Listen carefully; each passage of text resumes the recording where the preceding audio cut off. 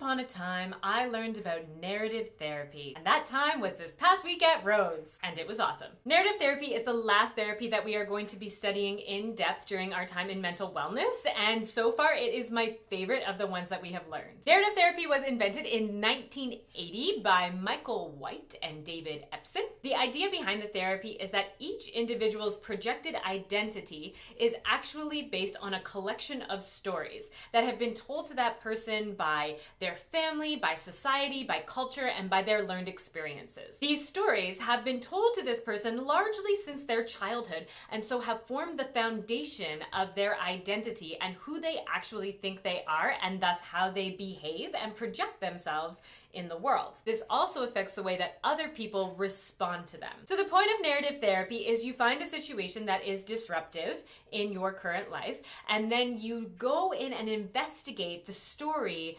behind that situation. And then you tell that story as if it is separate from yourself. And you keep it out here, and you villainize it, and you give it a name and a character, and then you talk about how all of the ways that this story has affected the way that you show up and behave. Then you discuss how would it be possible to show up without this story. So it's like you create a new story about yourself, and one that you actually want to be about yourself and how you behave in the world. So my story this week was about how I don't live in the present moment. Shocker. I've discussed this in previous videos, being versus doing. I am a doer.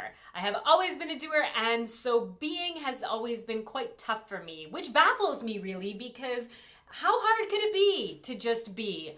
But I have always struggled there. I am obsessed with productivity, and perhaps not so shockingly, so is my family. So I learned this story very young, that being productive means that I am successful, which means that I get attention, which I like. Also part of that story was that pleasure, fun, and relaxation were only earned after all of the hard work was done. So my mother really monitored this process for me as a child, and she would say do A, B, and C, and then you can play with your friends. However, as an adult, I have taken over that process, and unfortunately, I have found myself an endless supply of work. I very rarely give myself the permission to just take time to enjoy life. I pretty much constantly worry about what I am doing right now and how that might affect my future and how that may affect the way that people respond to me. Because the way that I want people to respond to me is, good job, Kendra. You've done great work, Kendra. We're so proud of you, Kendra. You're the best, Kendra. And one does not become the best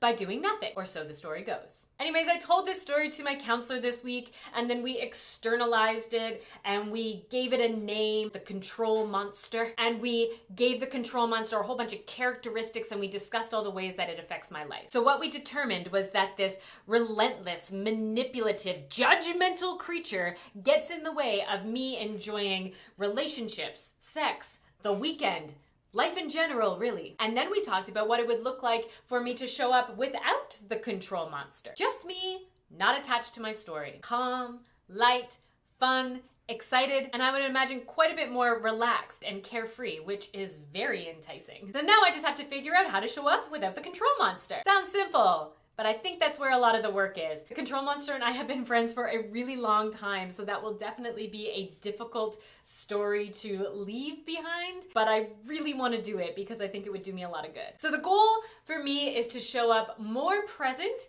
and with fewer expectations of myself. Probably not as easy as it sounds, but I have a lot more awareness around it, and so that is definitely a very important step in the right direction. That's all I have for you today for a little lesson with a touch of insight. If you have more questions about narrative therapy, you can message me on Facebook or contact Rhodes. Their information is below this video, and I will see you next week.